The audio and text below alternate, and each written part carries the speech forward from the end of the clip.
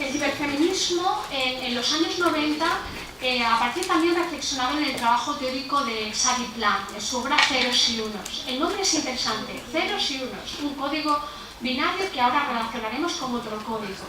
En su obra hallamos varias similitudes con las Venus Matrix. Xavi Plan asocia el ciberfeminismo a la íntima y subversiva relación entre mujeres y tecnología, aunque sobre el tema siempre se ha dicho que ella era excesivamente optimista, porque su discurso era una propuesta solo para privilegiadas, pero la situación está cambiando.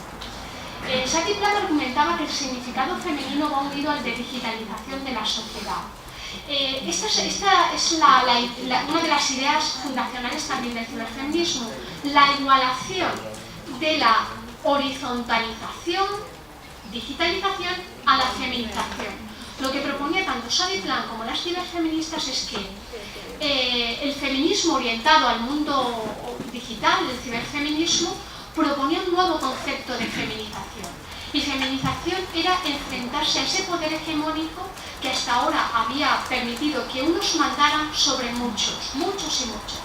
Lo que proponía ese nuevo concepto de feminización es aprovechar una red horizontal, a priori como era la red de Internet, para no cambiar antes mandaban los hombres, ahora mandan las mujeres, no utilizar esa misma estrategia de unos sobre muchos, sino todos mandan sobre todos. Crear una red horizontal, una red descentralizada donde el poder, por tanto, fuera subvertido.